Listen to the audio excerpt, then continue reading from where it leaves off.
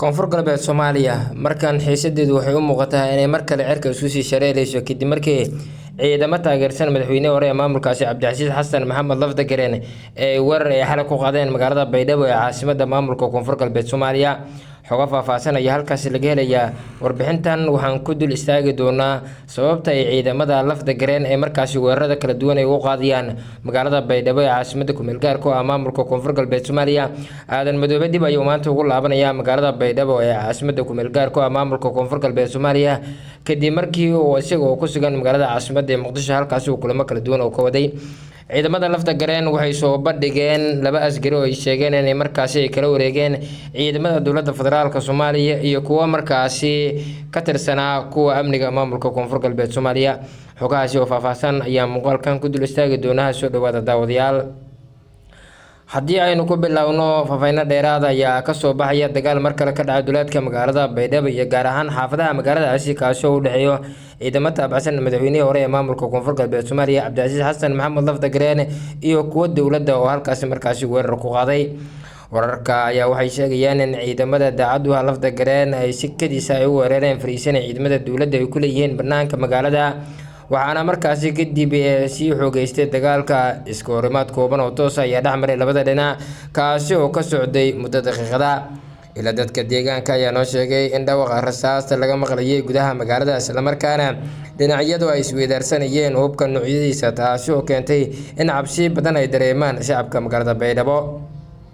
ilaa iyo hadda ma cadda khasaaraha rasmiga ah ee ka dhashay dagaalka mana jiro waa markaasi war faahfaahsan oo ka soo baxay maamulka koonfur galbeed Soomaaliya ciidamada weerarka soo qaaday oo horey looga saaray gudaha magaalada Baydhabo ayaana muddooyinkii dambe isku aruursanayay deegaano hoos yimaada magaaladaasi halkaasi oo ay marar badan ay kasoo gudbeen muuqaalo hanjabaad oo ku aadan doorashadii ka dhacday koonfur galbeed oo ku soo baxay Sheekh Aadan Nuur Aadan Madoobe oo taageero buuxda ay u tahay dowladda federaalka Soomaaliya xiisada saaga ka tagan magaalada Baydhabo ama caawa ka tagan ayaa degan inkastoo markaasi la hadalhayo dagaalo soo noqnoqday oo dhexmaray labada dhinac si kastaba haatee dagaalka ayaa ku soo aadaya iyadoo horey Muqdisho looga sugootiyay hogaamiyaha cusub ee maamulka koonfur galbeed kadib markii munaasabad casho sharaf ah loogu casuumay xarunta madaxtooyada qaranka ee Soomaaliya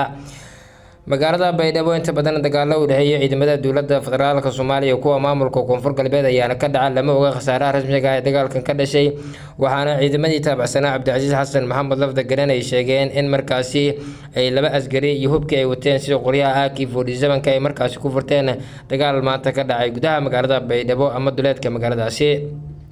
sidoo kale wararku waxay sheegayaan in ciidamada Lafdagareen ay xilligan ku sugayeen qaybo kamid ah magaalada Baydhabo halkaas ay ka wadaan dhaqdhaqaaqyo xooggan ay ku doonayaan inay dib ula wareegaan magaalada Baydhabo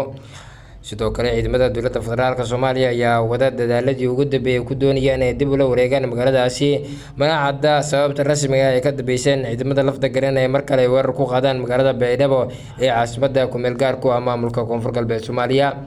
warar soo baxaya ayaa sidoo kale waxay tilmaamayaan in dowladda federaalka Soomaaliya iyo markaasi maamulka hogaamiye Aadan Nuur Aadan Madoobe ay doonayaan inay dib kaga saaraan magaalada Baydhabo ee caasimadda ku meel gaarka ah ciidamadii daacaddu ahaa ee markaasi weerarka xalay ku qaaday magaalada Baydhabo ee caasimadda ku meel gaarka ah maamulka koonfur galbeed Soomaaliya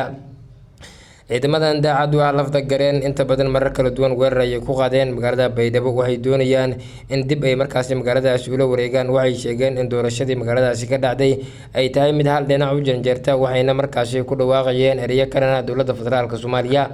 maantana waxaa la sheegay inay markaasi ay la wareegeen qaybo kamid ah magaalada Baydhabo iyagoo markaasi weerar kala duwan halkaasi ku qaaday Lafdagareen oo markaasi ah xukuumadii hore ee dowladda markaasi koonfur galbeed Soomaaliya ayaa ciidamo fara badan waxa uu markaan ku aruurinaya ama uu dib kaga riixaya magaalada Baydhabo iyagoo sheegay in dabcan wixii xilligan ka dambeeyay weerar kala duwan ay ku qaadi doonaan magaalada Baydhabo ee caasimadda ku meel gaarka ah maamulka koonfur galbeed Soomaaliya halkaas oo ay doonayaan inay dib kaga saaraan magaalada Baydhabo ee caasimadda ku meel gaarka ah maamulka koonfur galbeed Soomaaliya xiisadu dabcan wali way jirtaa wayna taagan tahay balse lama oga khasaaraha rasmiga ah ee dagaalkan markaasi ka dhashay waxayna dowladda federaalka Soomaaliya ay markaan ay ku jirtaa sidii markaasi ciidamada Lafdagareen ay kaga saari lahayd magaalada Baydhabo ee caasimadda ku meel gaarka ah maamulka koonfur galbeed Soomaaliya koonfur galbeed oo markaasi muddo 70 maalmood ka badan ay doorasho kadib ka dhacday ayaa waxaa ciidamada lafta garan ay sheegeen inay markaasi doonayaan in mar kale ay dib ula wareegaan magaalada baydhabo ee caasimadda ku-meel gaarka ah maamulka koonfur galbeed Soomaaliya. dowladdu dhaqdhaqaaqyo xoogan ay ka wadaa duleedka magaalada baydhabo waxayna doonaysaa inay halkaasi kaga saarto ciidamada daacaddu ah cabdicasiis xasan maxamed lafta gareen oo markaasi weerar kala duwan ku qaaday magaalada baydhabo ee caasimadda ku-meel gaarka ah maamulka koonfur galbeed ee Soomaaliya.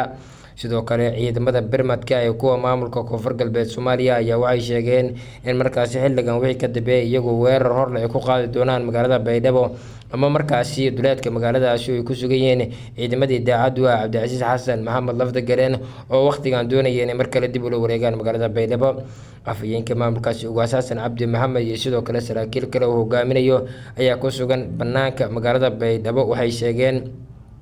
in markaasi ay dib ula wareegi karaan magaaladan iyagoo ku dhawaaqaya eryo kalena dowladda federaalka Soomaaliya waxayna tilmaameen in markaasi si sharci darro looga saaray magaalada baydhabo. lafta gareen oo marar kala duwan hadlay waxa uu sheegay in magaaladaasi si sharci darro looga saaray waxaana sheegay in xilligan wixii ka dambeeyay uu doonayo inuu dib u qabsado magaaladaasi isagoo sheegay in xukuumaddiisu ay weli ka tirsanayso ama markaasi ay weli ka talinayso magaalada baydhabo. jibriil cabdirashiid xaaji cabdi oo dowladdu u magacowday markii lafta gareen laga saaray ku-meel gaar ahaa ayaana shaqada dhowaan ku wareejiyay aadan nuur aadan madoobe hogaamiyaha maamulka koonfur galbeed Soomaaliya ee dhawaan la doortay. doorashadaasi ayay mar kale maamulka koonfur galbeed ama kuwii daacaddu ah cabdicasiis xasan maxamed lafta gareen ay ku hanjabeen inay tahay mid aan waxba ka jirin waxayna sheegeen in xilligan wixii ka dambeeyay ay tahay markii la wareegi lahaayeen magaalada baydhabo. tan iyo shalay iyo sidoo kale xalay dagaalo markaasi waa dhinaca ayaa ka socday magaalada baydhabo iyo duleedkeedaba ciidamadu weli waxay ku sugayeen duleedka magaalada baydhabo. dowladdu warmayna kasoo saarin madaxweynaha Soomaaliya xasan sheekh maxamuud waxa uu ku sugan yahay magaalada Nairobi caasimadda dalka Kenya kulamo kala duwan ayuu ka wadaa halkaasi waxauna sheegay in xilligan wixii ka dambeeyay uu doonayo inuu dib ula wareego magaalada baydhabo ee caasimadda ku-meel gaarka ah maamulka koonfur galbeed Soomaaliya. ma cadda halka ay ku dambeey doonto xiisada maamulka koonfur galbeed aadan madoobe tallaabada uu qaadi doono lama oga balse maanta ayuu mar kale dib ugu laabanayaa magaalada baydhabo isagoo markaasi maalmo ka hor kusoo guuleystay doorashadii ka dhacday maamulka koonfur galbeed Soomaaliya oo hal dhinac u jarjartay Shariif Sheekh Aadan waa markaasi oo loo yaqaan Shariif Sakeen ayaana doorashadaasi lagaga guuleystay balse dowladdu wixii intaa ka dambeeyay waxay cadaadis xoogan ay saaraysay Sheekh Aadan Nuur Aadan Madoobe waxayna ku eedeynaysay in markaasi uu isaga soo laabtay magaaladaasi isagoo meel ku soo sheegeen ciidamadii daacaddu ah cabdicasiis xasan maxamed lafta gareen oo waqtigan ku sugan agagaarka hore ee magaalada baydhabo markaasi waxaa ku sugan waa ciidamo kala duwan oo markaasi mucaarada isku soo horjeeda. sidoo kale lafta gareen waxay sheegeen in markaasi saraakiil hore loogu dilay magaalada baydhabo ay la kulahaayeen xubno ka tirsan kooxda al-shabaab balse dowladdu waxay ku eedeysay dilka saraakiishaasi inay ka dambeysay ciidamada daacaddu ah cabdicasiis xasan maxamed lafta gareen. ugaas xasan cabdi maxamed ayaana ciidankan hogaaminaya waxayna doonayaan inay mar kale dib ula wareegaan magaalada baydhabo ee caasimadda ku-meel gaarka ah maamulka koonfur galbeed Soomaaliya. haddaba waxyaabaha kasoo kordhay xiisada ka taagan maamulka koonfur galbeed Soomaaliya halkan ayaa markaasi si joogta uga daawan doontaan muuqaalka meel dheer gaarsiiya aad baad u mahadsantihiin.